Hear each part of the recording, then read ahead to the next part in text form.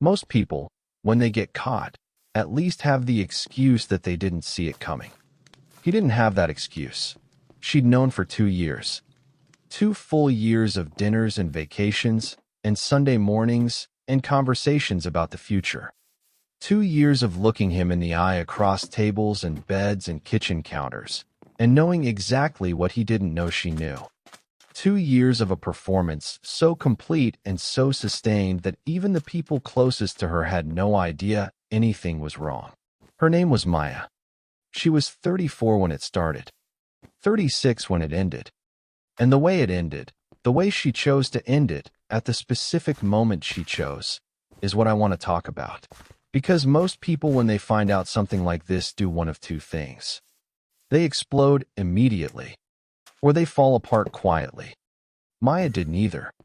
She filed it, put it in a folder in the back of her mind, kept the folder shut, and spent 2 years making sure that when it finally opened, it opened on her terms. This is that story. Maya grew up in a small city in the Midwest, third of 4 kids, the kind of family that didn't have much money but wasn't poor in the ways that leave the worst marks. Her dad worked for the county. Her mom worked at a school. Decent people, steady people, the kind who showed up and kept their word and didn't make a lot of drama about either of those things. Nothing in her background explains what came later, except for one thing. She paid attention. She'd done that since she was a kid. She noticed things. She had a clear-eyed sense, from pretty early on, of how situations actually worked underneath the surface of how they were supposed to work. The presented version and the actual version. She could see the gap between those two things without anyone having taught her to look for it. She'd carried that into adulthood, into her work. She did marketing strategy, the kind where you had to understand what was actually driving a customer's behavior rather than what the customer said was driving it. Into her relationships. It made her good at reading people, good at spotting inconsistencies, good at holding a lot of information lightly while more came in. It also made her, in certain ways, very difficult to fool. Not impossible, just difficult. She met Ryan at 31. He was in finance, which she'd been a little skeptical of. She had a mild prejudice about that world, the aggressive confidence of it, the way people in it talked about money, as if proximity to large amounts of it were itself a kind of virtue. Ryan wasn't quite that type. He was quieter than the type. More self-aware, or at least better at performing self-awareness, which in the early months of knowing someone can look identical to the real thing. They took their time. She was deliberate about relationships in a way that her friends sometimes teased her about. Too careful, too measured, like she was running an evaluation rather than falling in love. She let them tease her. She didn't think deliberateness was a flaw. 1.5 years of dating before they moved in together. Another year before the engagement. She thought she'd been careful enough. The thing she found wasn't dramatic. It wasn't a receipt or a message left open on a phone or a piece of evidence that slapped her across the face. It was a name. A woman's name she didn't recognize, mentioned by a mutual friend in a context that was perfectly innocent on the surface. The friend had said it in passing. Oh, Ryan mentioned he ran into her at that thing last week, and then moved on to something else. The name, the context, the specific way the friend had said it, like it was an established reference that Maya would obviously know. None of it lined up with anything Maya actually knew about Ryan's life. She didn't know this person. Ryan hadn't mentioned running into anyone. And the friend's phrasing implied he had mentioned it to the friend, which meant he was telling other people about an encounter he hadn't mentioned to her. Small thing. Easily explained. She didn't say anything about it, but she started paying attention differently. Over the following weeks, she noticed things. None of them were individually conclusive. His phone face down a little more often than before. A couple of evenings that ran slightly later than expected, with explanations that answered the surface question without quite accounting for everything. Small shifts in how available he was, in the texture of certain conversations, in little things that were each within the range of normal, but that together made a pattern she couldn't stop seeing once she'd seen it. She didn't confront him. She didn't go through his phone. She didn't ask leading questions. She watched, and she thought, and she let the pattern clarify before she did anything with it. 3 months after the name came up at that dinner, she had enough. Not enough to prove anything to anyone else. Nothing that couldn't be explained away. But enough to know. Enough to feel certain in the specific way you feel certain when you've been paying careful attention for long enough and the thing you're watching has become undeniable. She sat with that certainty for a while. Then she made a decision that most people would find strange, and that I want to try to explain, because I think it makes more sense once you understand how she thinks. She decided not to do anything about it yet. Not to confront him. Not to investigate further. Not to change her own behavior in any way that would signal to him that something had changed for her. She was going to keep going, exactly as before, and she was going to wait.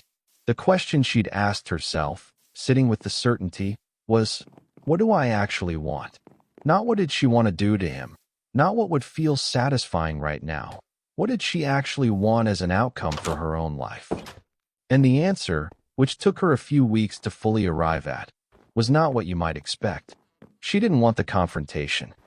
She didn't want the tearful admission and the long process of deciding whether they could survive it.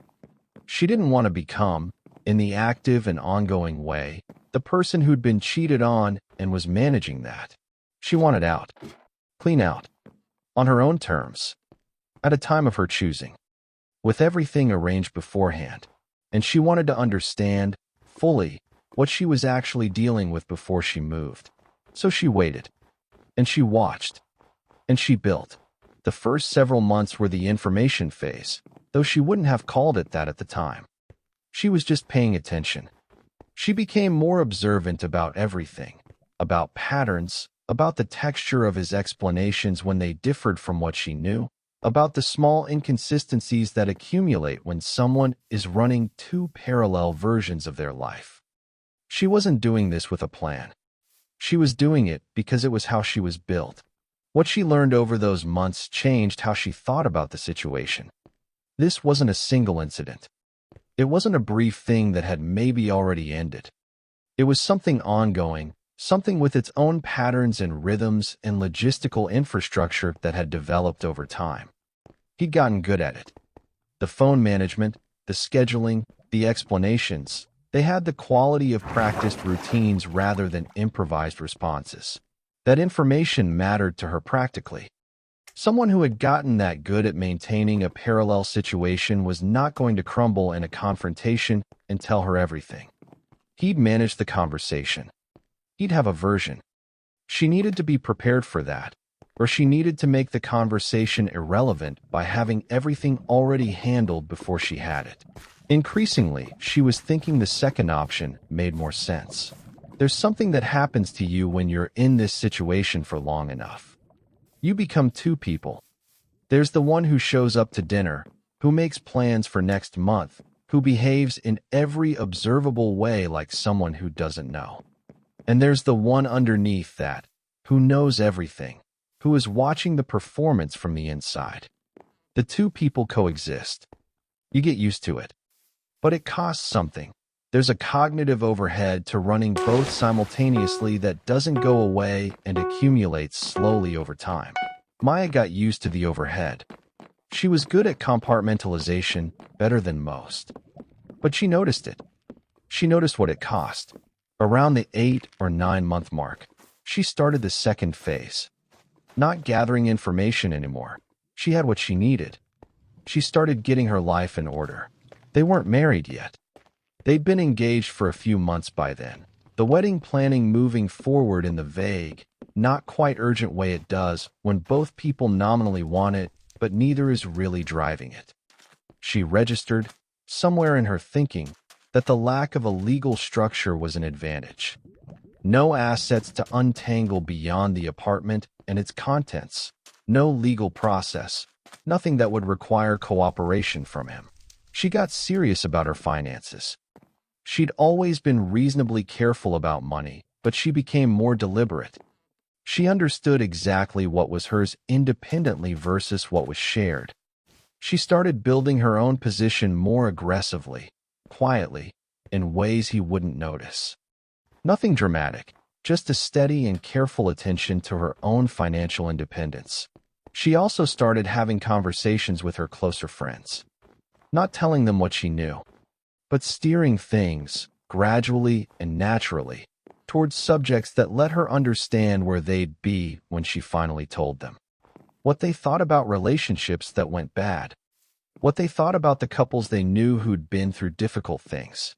She was taking the temperature of her support network without anyone knowing that's what she was doing. What she found, they'd be there. They'd be shocked about the timeline, but they'd be there. She thought a lot during year 2 about where she wanted to live next. She'd moved to this city for Ryan. It was his city. She'd been somewhere else before. She'd built a life here, but it was built around a center that was about to stop existing. When she left him, she was going to leave the city too. She researched places. She visited some of them under the guise of work travel, which wasn't entirely false. She had real work reasons to be in a few of the cities she was looking at. She just also had the additional purpose of seeing whether she could imagine living there. She made a decision. She told Ryan nothing about any of this. He thought the travel was just travel.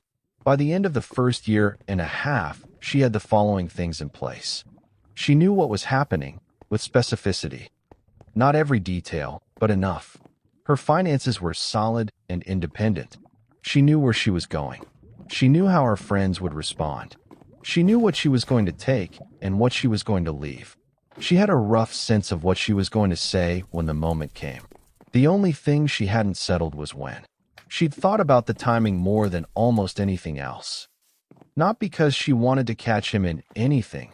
Catching him wasn't the point. She didn't need the scene. She wanted the moment to feel like a beginning rather than an ending. She wanted it to be hers in the specific sense of having chosen it deliberately rather than having it arrive on someone else's schedule. And she wanted, practically, for him to be in a position where he had less capacity to make her transition difficult. She wasn't afraid of him exactly, but she'd watched him manage situations for 2 years, and he was good at it. She wanted to move during a window where his bandwidth was genuinely occupied with other things. The window appeared. He was going through a hard stretch at work. A deal that had been important to his year wasn't coming together. He was under real professional stress and noticeably more distracted than usual. She watched the parallel situation she'd been aware of contract during this period.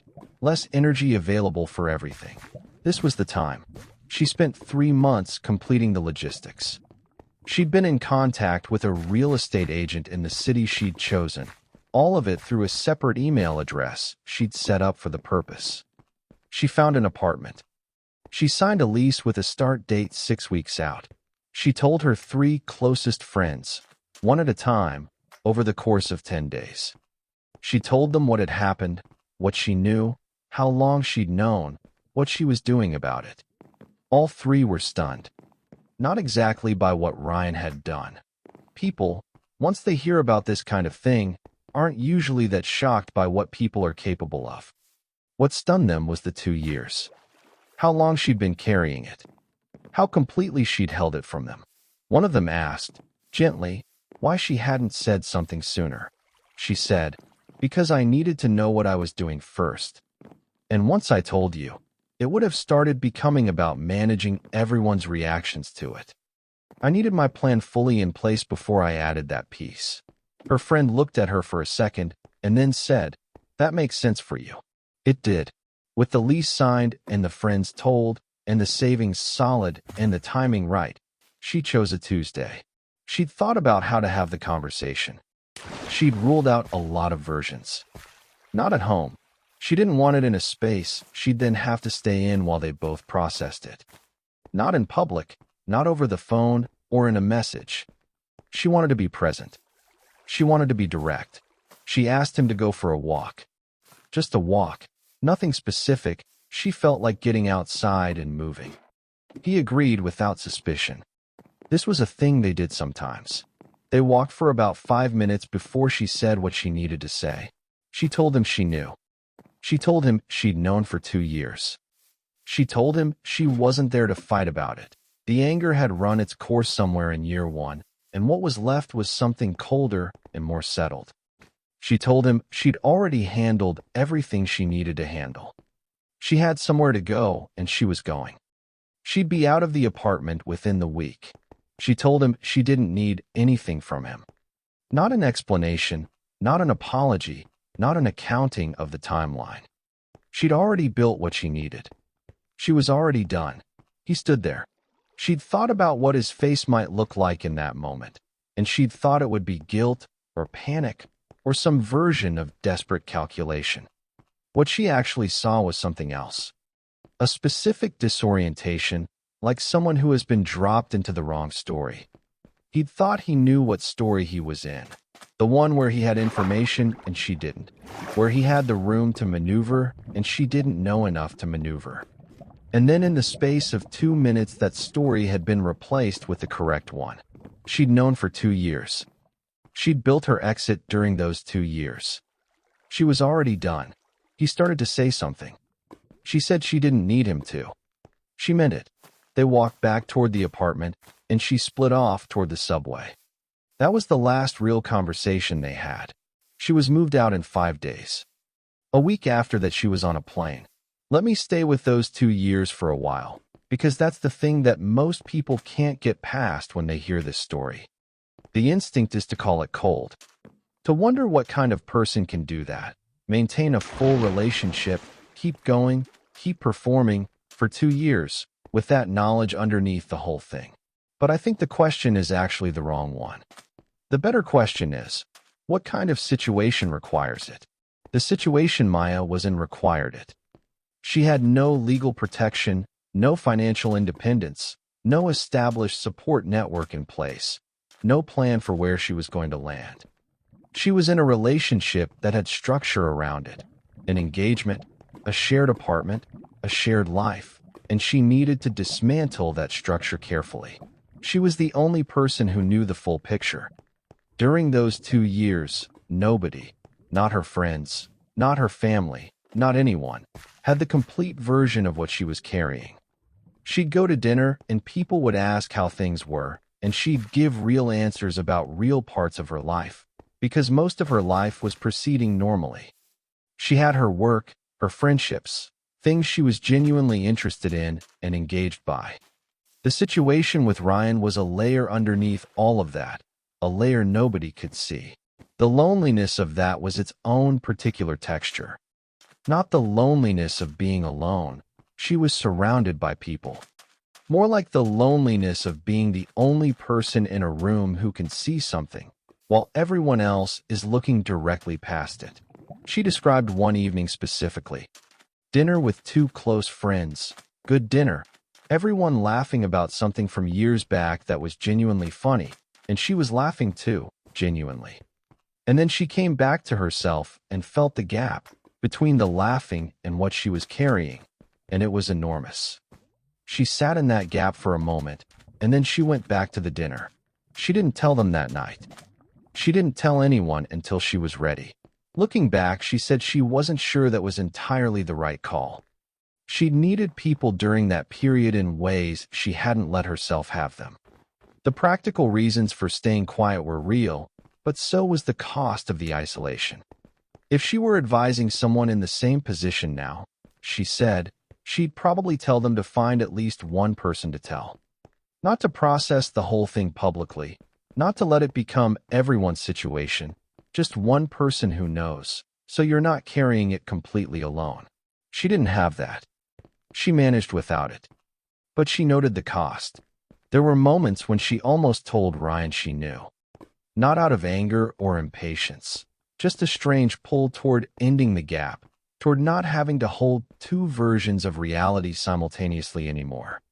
The most significant one was on a trip they took about 14 months in.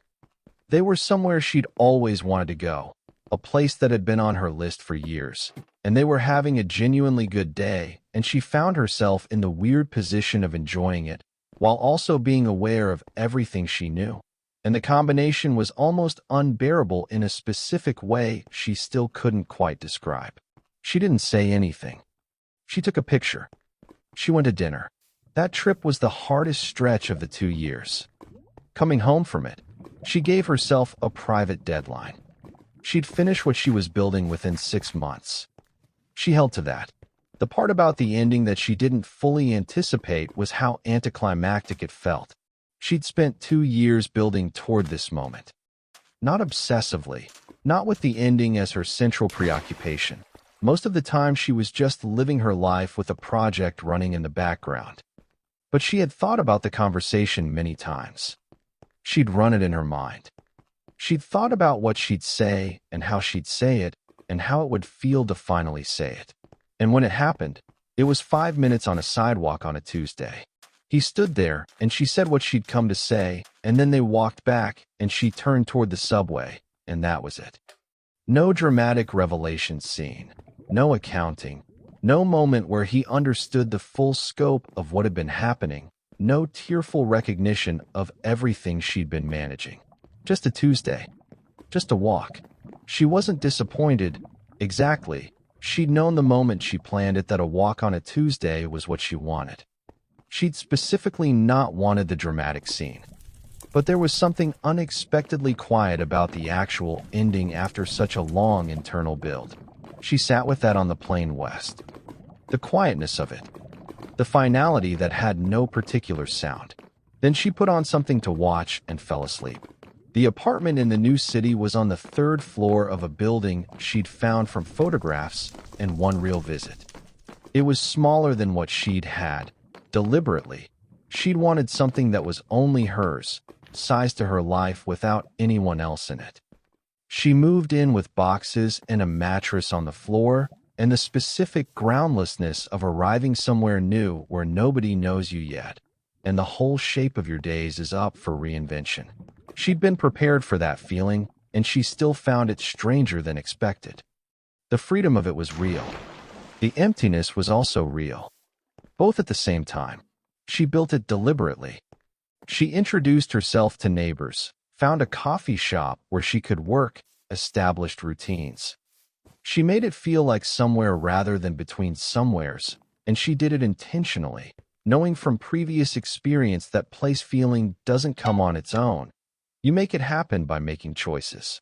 6 weeks in, she ran into someone she'd known from years before, someone who lived in this city now. Someone she hadn't known was here until they were standing in the same coffee shop. That person introduced her to other people. Those people introduced her to others. The network built the way networks do when you're present and open to it. She didn't tell most of those new people the story, at least not in full. It came up eventually, in pieces, as it does when you get close enough to people that the previous chapters of your life become relevant. By then she developed a way of telling it that was accurate and not overly burdened. Something had happened. She'd taken her time handling it. She'd moved. She was here now. The 2 years she kept mostly to herself. Not because she was ashamed of it, but because it was hers in a way that felt private, and she wasn't sure most people would understand it without a lot more context than was usually warranted. She talked to her 3 original friends about it more fully. Those friendships had deepened during the period after she'd told them, in the way friendships do when someone lets you into something that actually matters. They asked good questions and she answered them honestly, and it helped in ways she hadn't fully anticipated when she'd spent so long not telling anyone. One of them asked her, about a year after the move, what she'd do differently if she could go back. She thought about it seriously, the way she thought about everything. She said, I'd tell someone sooner. Not about the plan, not about the logistics, just that something was wrong. Just so I wasn't carrying it completely alone for quite so long. She paused. She said, and I'd be less perfect about it. There were months where I was managing it so well, holding it so tightly, that I wasn't letting myself feel how hard it actually was. I thought that was strength, but some of it was just rigidity. I'd let it be messy, eh? Her friend asked if there was anything she'd undo. She said the 2 years? No, I know how that sounds. But I know what I came out of it with. I know what I built during that time. I don't think I'd trade it even if I could. Her friend said, not the Ryan part. Just the 2 years. Maya said, the 2 years is what I'm talking about. The Ryan part is what made the 2 years necessary. I don't think of them separately. That's a complicated thing to hold. That the worst period of her life was also one she wouldn't undo, not because what happened to her was acceptable or okay, but because of what she built from it and learned about herself during it. Both things are true at the same time. About a year and a half after she left, she was doing work she found genuinely interesting, living somewhere she'd chosen for herself, with people around her she'd selected rather than inherited. She had her name on her own life in a way that was new and that she appreciated in a way you can only appreciate something you've earned from a specific direction. She told me she thought about Ryan less than she expected to, not because she'd forgiven him, not because she'd made peace with it in any formal sense, just because he'd stopped being the main character of anything she was paying attention to. He existed somewhere, being whoever he was, and that had essentially nothing to do with her. What she thought about more, she said, was the version of herself from 5 years ago. 31, newly in this relationship, trusting in the deliberate way she thought was protection enough. She thought about that person with something like tenderness. She'd been so careful. She'd thought careful was enough.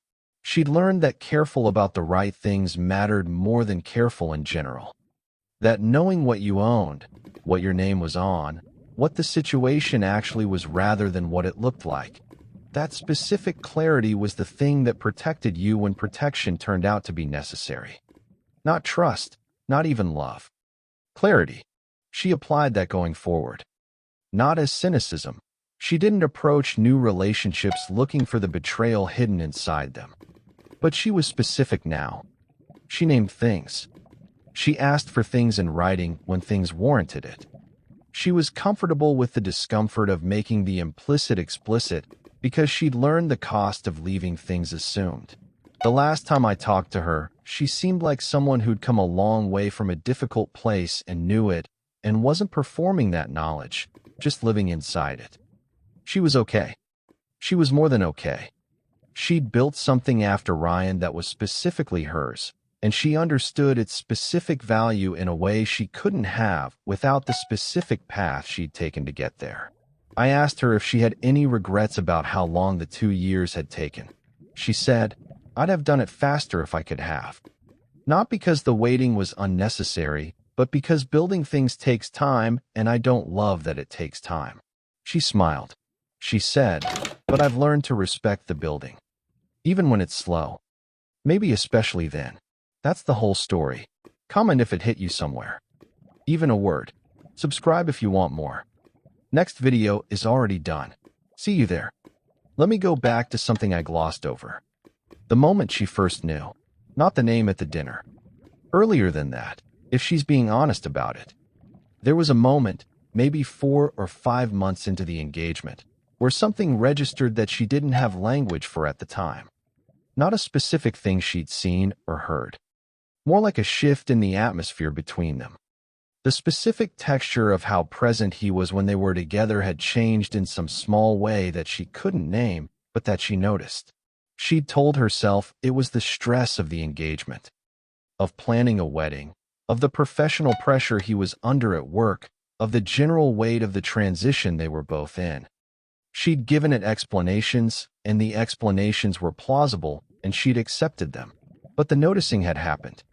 It was in her somewhere, that first unnamed awareness. And when the name came up at the dinner and registered as wrong, it landed on top of something that was already there. She mentioned this because she thought it was important. Not as a self-criticism. She doesn't think she should have acted sooner, doesn't think the earlier noticing constituted information she failed to use. But because she wanted to be honest about the timeline of her own awareness, which was more gradual and more complicated than the cleaner version of the story, where she notices a specific thing on a specific date and responds to it. The truth was that she'd known something was off for months before she knew what the something was. And she'd done what most people do with that kind of low-level, not quite right feeling. She'd explained it, accommodated it, given it the benefit of the doubt. She doesn't regret that either. You can't function if you treat every vague unease as evidence of something definitive. But she thinks about it sometimes. The gap between the first noticing and the moment she let herself act on what she'd noticed. About what she was protecting by not looking more directly, sooner. Herself, probably. The version of things she still wanted to be true.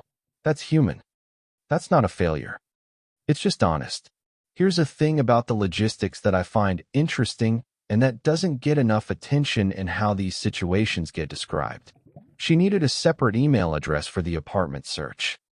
She needed to make sure the real estate agent in the new city was dealing with someone who didn't have a digital trail back to her shared life with Ryan. She set up the email address on her work computer during lunch one day, used a name that wasn't hers, but wasn't unrecognizable either. Something she'd remember. She used that address for all the apartment research. The inquiries, the applications, the lease. Everything that had to do with where she was going next. The lease itself she signed during a period when Ryan was traveling for work. She'd known he'd be traveling. It was on the shared calendar they used. She waited for that window specifically because she knew she'd need to be alone in the apartment for a few hours to do the paperwork properly, to be able to think clearly without the background of managing his presence. She signed the lease, sent it back, and then deleted the sent email and moved the document to a folder she'd created with a name that looked like a work project. Then she went back to what she'd been doing. She told me this matter-of-factly, not with pride or shame. Just describing the logistics of how you do something like this carefully. The thing I noticed was how naturally operational it all was. She hadn't had to think hard about any of these particular steps. They were the obvious practical requirements given what she was trying to do. She'd identified them and done them. That's the quality that runs through the whole 2 years. Not genius, not some extraordinary capacity for deception. Just the same clear-eyed competence she brought to her work and to every other practical problem she'd ever faced, applied to this situation because this situation required it. She's good at problems. This was a problem. Around the time she signed the lease, she also started clearing out the apartment in a way that was subtle enough not to register. Not the shared things, not anything he'd notice. Her own things. Books that were hers specifically, items she'd brought into the apartment that were unambiguously hers, things she'd want when she left. She started boxing these quietly, moving the boxes to a storage unit she'd rented, replacing them in the apartment with things that were either shared or his. By the time she had the conversation with Ryan on the walk, the apartment was already leaning toward his. She hadn't made it obvious. There was no noticeable gap. But the things that mattered to her were already gone. The move itself took 5 days. She had movers come while Ryan was at work. He'd gone to the office. She knew his schedule. The movers took what remained of her things, and she cleaned the surfaces she'd used and left her key on the kitchen counter and closed the door behind her. She didn't leave a note. She'd said what she needed to say on the walk. There wasn't anything to add.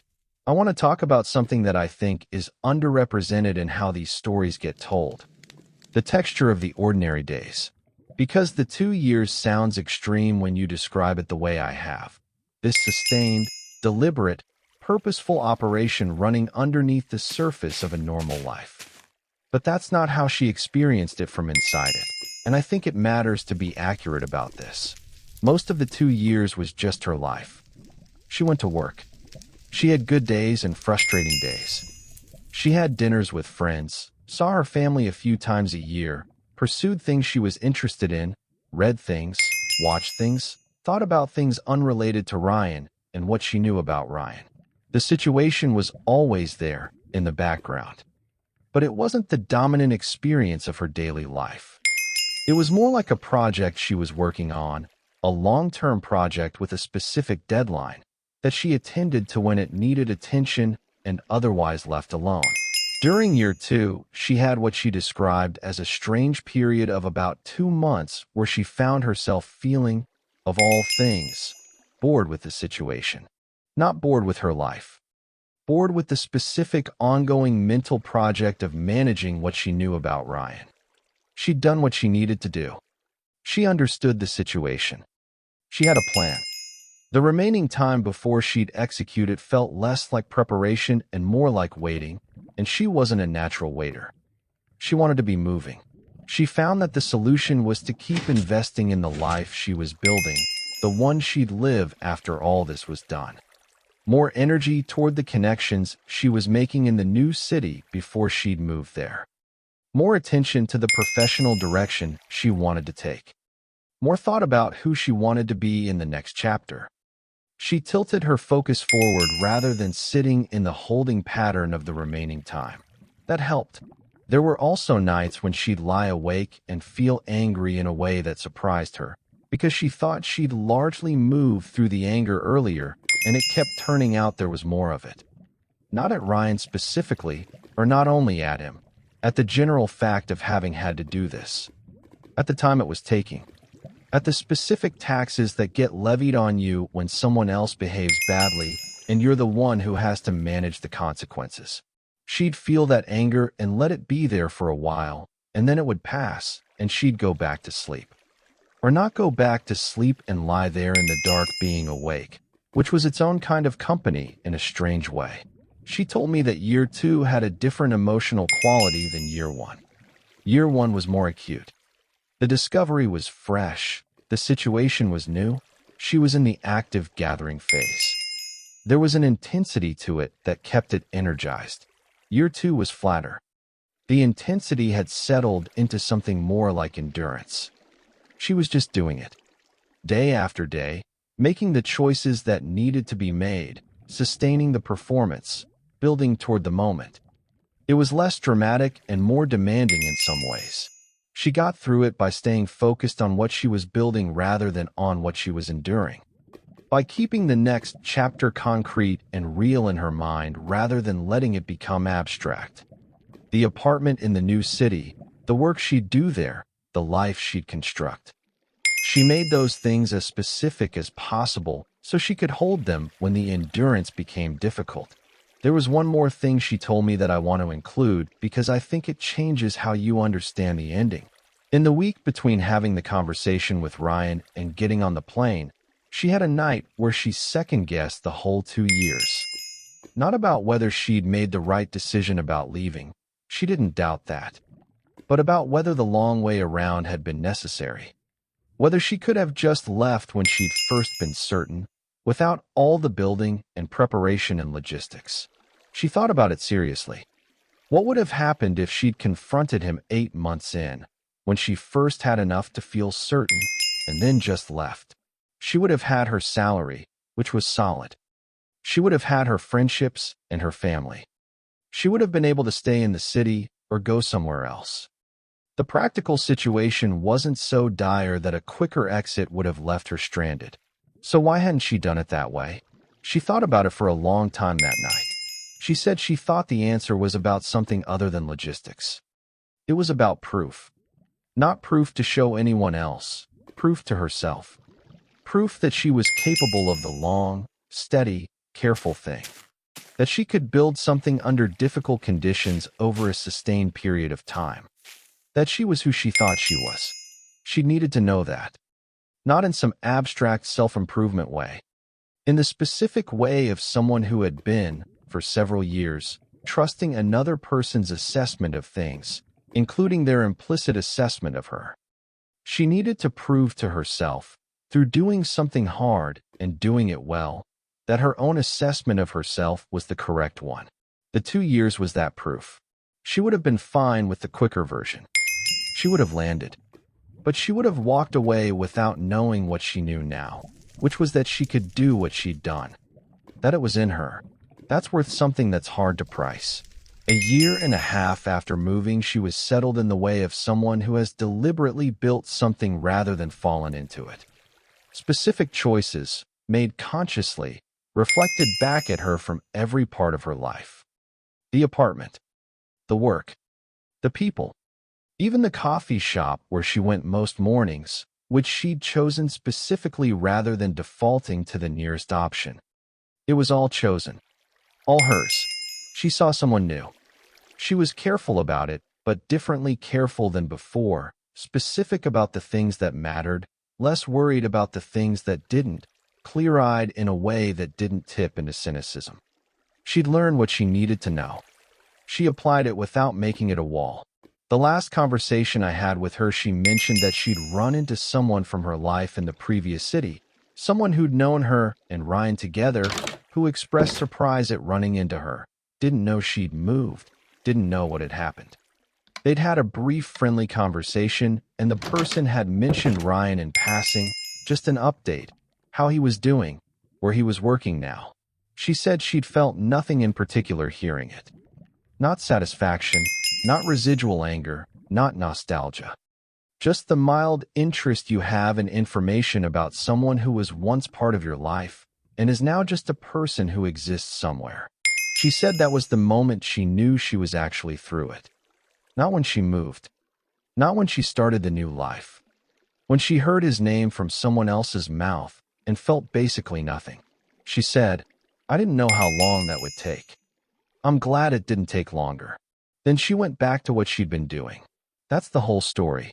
Comment below if it stayed with you. Even just a word is enough. Subscribe for more.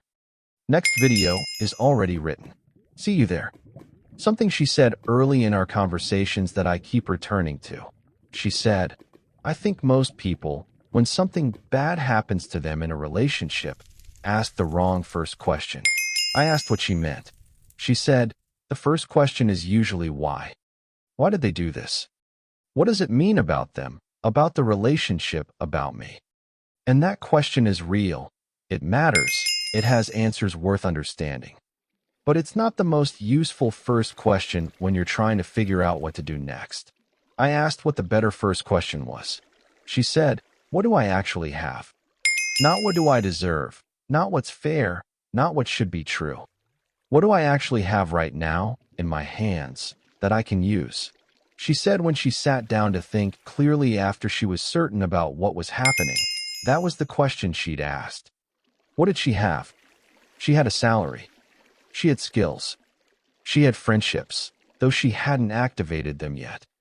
She had clarity about what she'd built and what was hers. She had an understanding of the practical situation that was, as it turned out, more solid than she'd given herself credit for. Starting from that question gave her something to work with. Starting from why would have given her something to feel. Both are necessary eventually. But one of them produces motion and one of them produces processing, and she was in a phase that required motion. She's thought about this since, applied it to other situations, found it useful across different contexts. Not just big things. Ordinary problems at work, decisions she's not sure about, situations where she doesn't immediately know what to do. She starts by asking what she actually has rather than what she wishes were different. It sounds simple. Most useful things do. I want to spend some time on what happened with Ryan after she left. Not because it's dramatic, it isn't really. But because the texture of someone's behavior after you've exited a situation can tell you things about the situation you were in, and in this case it told her some things. He tried to reach her in the first week. Not aggressively, calls and messages, the kind you'd expect when someone discovers, apparently without warning, that their fiancé has moved out. She didn't respond to any of them. She'd said what she'd had to say on the walk, and she didn't have anything to add. After about a week, the calls stopped. There were a few messages over the following month, spaced out, gradually shifting in tone from confused to resigned. She read them without responding. She didn't feel compelled to respond. She'd closed the account. Essentially, the transaction was complete on her end, and reopening it would only complicate a situation she'd worked hard to make simple. What struck her about those messages was what they didn't contain. There was no accounting. No attempt to explain or contextualize or help her understand. He didn't offer her the why that people often feel they're owed when a relationship ends this way. He moved relatively quickly to accepting the reality of what had happened without fighting it or trying to renegotiate it. She found that clarifying. She'd wondered, during the 2 years, whether she'd underestimated how much he cared about her. Whether underneath the situation there was something she was misreading. Whether the long game she was playing was solving a problem that was more complicated than she'd understood. His behavior after she left told her she hadn't misread it. He let her go without a fight. He didn't try to get her back. He moved on. She heard about this indirectly, months later, with what seemed like relative ease. That was information. Not devastating information. She was past the point of being devastated by anything he did. But confirming. Her read of the situation had been correct. The version she'd understood was the real version. She said that mattered to her in a way she hadn't expected. She'd known it, intellectually. But knowing something and having it confirmed from the outside are different, and the confirmation settled something she hadn't been fully aware was still unsettled. Let me talk about her work during this period, because I think it gets left out, and it shouldn't. She was good at her job throughout the 2 years. Not just functional good. She did some of the most interesting work of her career during that period. Projects she's still proud of, ideas she developed that have had legs, relationships with clients and colleagues that have lasted. She thinks the 2 years sharpened something. Not because she was drawing on her personal situation for professional insight. She didn't think about the 2 years when she was at work, or not consciously. But the general quality of attention she developed, the ability to hold complexity and read situations clearly and act from clarity rather than from reaction, those skills are transferable. She was practicing them all the time in the background. They showed up at work too. She also found work during that period to be not an escape exactly, but a legitimate alternative reality. A place where she could be fully absorbed in problems that were real and important and had nothing to do with what she was carrying elsewhere. That separation was good for her. It kept the 2 years from becoming the totalizing fact of that period of her life. She's grateful for that. For the work being good. For having something that was completely unrelated to the situation she was managing. For the way it kept her grounded in her own competence and in a world that was about more than just the thing she was dealing with. There's a version of the 2 years where it consumes everything. Where every other part of life becomes either a performance or an escape, where nothing is quite real except the situation and the waiting. She didn't have that experience. She thinks this is partly temperament and partly the discipline of deliberately keeping the two things separate. She didn't let the situation bleed into everything. She kept it in its box during working hours. That took effort. The kind of effort you don't notice you're making until afterward, when you look back and see how much of your energy was quietly allocated to the task. She didn't notice it at the time. She does in retrospect. I asked her, near the end of the last time we talked, whether she thought Ryan ever understood the full scope of what had happened. Whether he knew about the 2 years. She thought about it. She said, I don't know. He knows I told him I'd known for 2 years. Whether he understood what that meant, what I was doing during those 2 years, how much I'd already built before I told him, I genuinely don't know. She said, part of me hopes he figured it out eventually. Not because I need him to have suffered from understanding it. Just because I'd like it to have been legible to him. What actually happened? Pause. She said, but I don't think about it much. Whether he understood or not doesn't change anything about what I did or what I built or where I am now. It's in his head. That's separate from mine. I think that's the cleanest version of something I've been trying to articulate about her whole approach. She's not running the situation with an audience in mind. Not Ryan as audience, not anyone else. She made the decisions she made because they were right for her own life, because they gave her what she needed to land well, because they suited who she is and how she thinks. Not to make a point. Not to teach a lesson. Not to execute a revenge that would be visible to anyone outside her own head.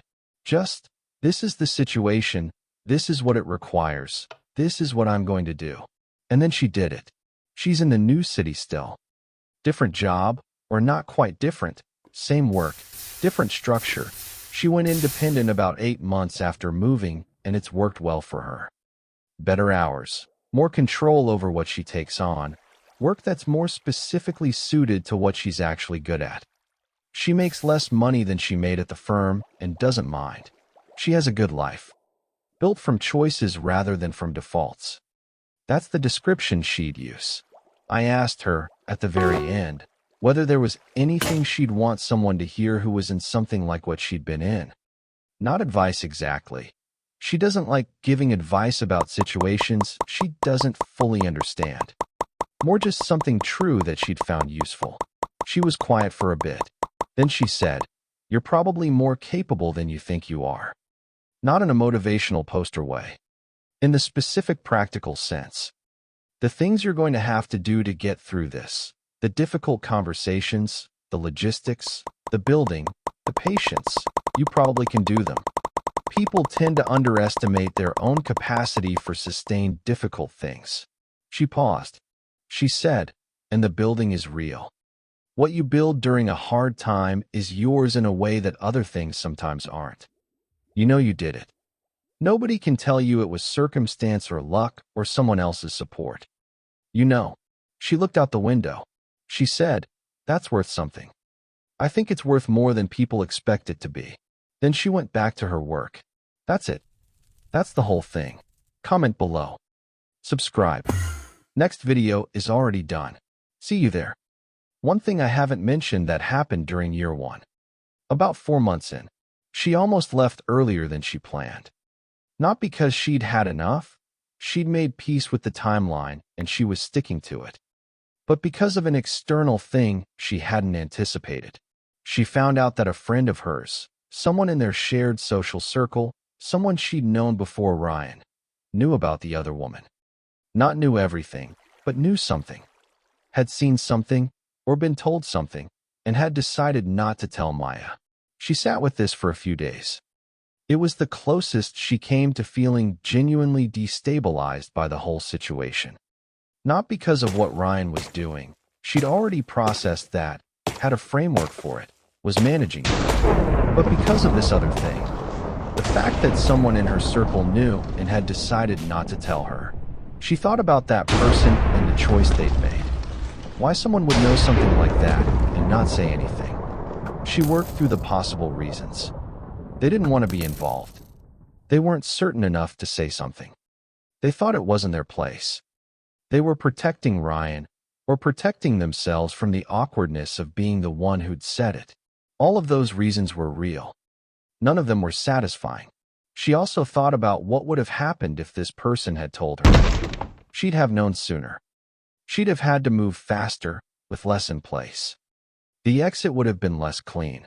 From her own practical perspective, the silence had been useful. She was aware of the strangeness of that, being grateful, in some functional sense, for being left out of information that concerned her directly. She didn't confront the friend. She continued the relationship without ever naming what she knew, and the relationship gradually attenuated on its own after she moved. She didn't actively cut it, but she didn't maintain it either, and some connections need active maintenance to survive distance. She said she'd thought about that friend sometimes during year 2. About the different kinds of loyalty and what each one cost. About the question of whether staying out of it was a neutral act or whether staying out of it was its own kind of choice. She didn't have a clean conclusion. She just thought about it. There's something else that I think matters about how the 2 years ended, specifically about the walk and what she said on it, that I want to get at. She told him she wasn't angry. And that was true, mostly, in the sense that the acute anger had moved through. But I think there's a more precise description of what she was actually feeling in that moment, and it's more interesting than not angry. She was done. Not done in the defeated sense. Done in the completed sense. The way you're done with something when it's finished. When the thing it was is no longer the thing it is. She'd been working toward this moment for 2 years, building toward it, orienting toward it from below the surface of everything else. And now it was here. It was happening, and the feeling was less emotional than she'd expected and more clean. More like the end of a project than the end of a relationship. She'd grieved the relationship during the 2 years. Not all at once. In pieces, in the private moments she'd allowed herself. The trip that had felt both genuinely good and unbearable. The nights she'd lain awake. The dinner with the friends where she'd felt the gap between the laughing and the carrying. All of that was real grief, real loss, real mourning for something that had mattered to her and had turned out to be different than she'd thought. By the time the walk happened, she'd done most of that grieving. The moment on the sidewalk wasn't where the loss lived. The loss had already been felt, privately, in the 2 years before. The walk was just logistics. The last piece of the project. The last step before she could move to the next thing. She said it felt strange to feel so practical about the end of an engagement. She'd expected more emotion. She'd prepared for more emotion. She had tissues in her jacket pocket and didn't use them. Afterwards, she described that day as the first day of a specific kind of quiet that she'd been looking forward to without fully knowing it. The carrying was done. The performance was done. The project was complete. She was herself now, fully, without the second layer running underneath. Just herself. She went back to the apartment that evening and cooked dinner and ate it and watched something and went to bed. Normal. Just normal. For the first time in 2 years. That normalcy, she said, was the best part.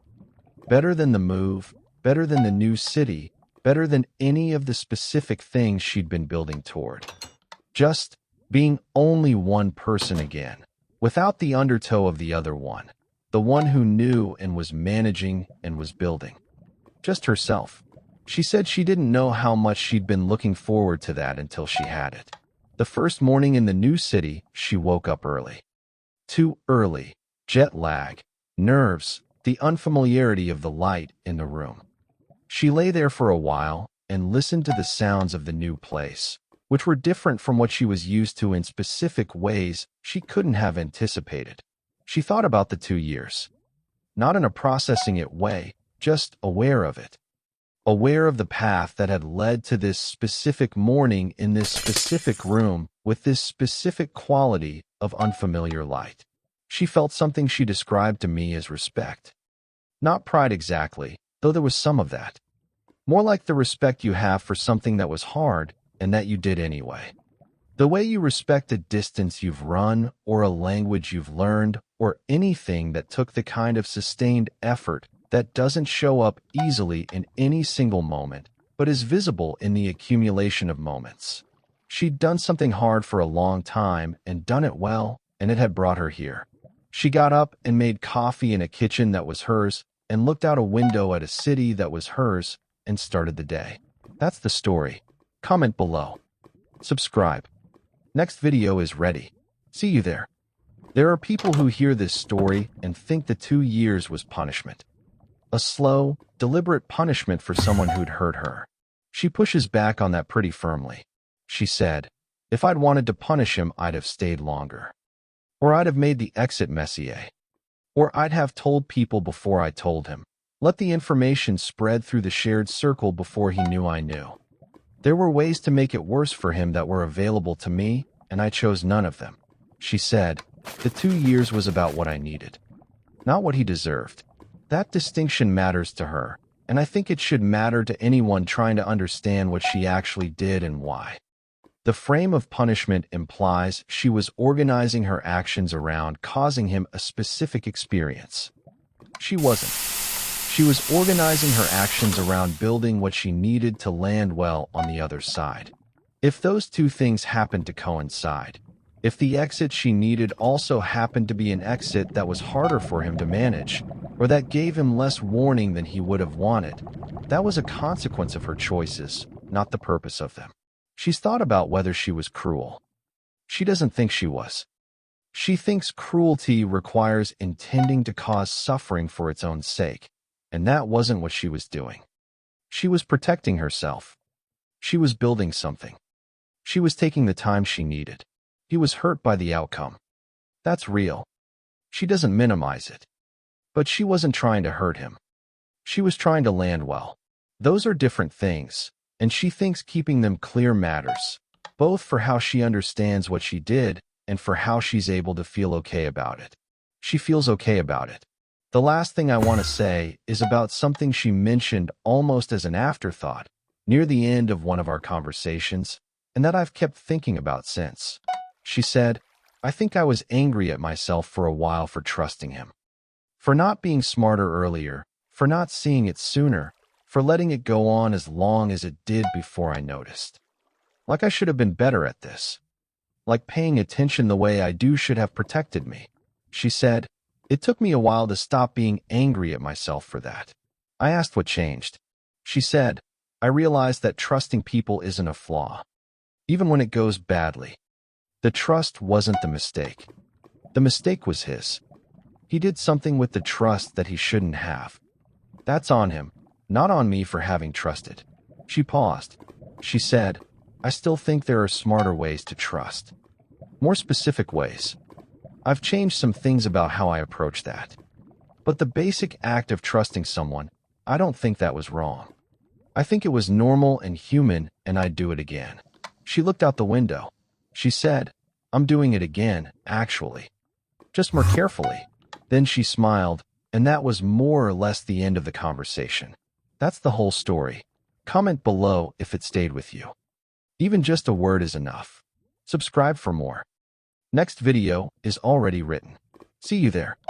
Something worth naming about the kind of strength Maya demonstrated that I don't think has a clean word in English. It's not patience exactly, though patience is part of it. Patience implies waiting without doing anything, which isn't what she was doing. She was constantly active, constantly building, constantly making decisions. She just wasn't making them visible. It's not strategy exactly either, though it was strategic. Strategy implies a kind of cold calculation that misses the emotional reality of what she was actually doing. She wasn't emotionally detached from the situation. She felt it. She felt it quite a lot, in the private hours she gave to it. The closest thing I can come to is this. She was operating from the future. She decided where she was going to land before she made any of the visible moves.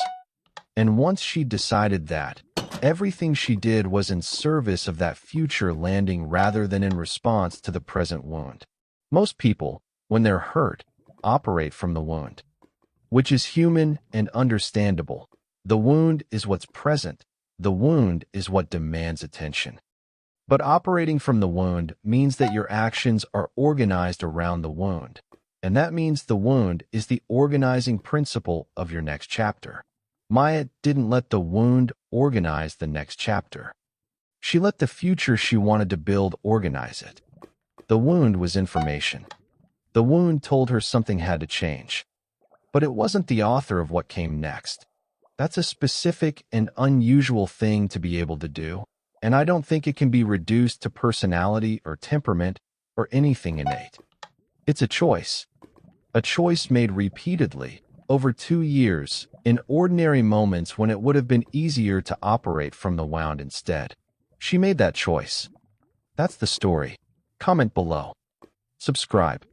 Next video is ready. See you there.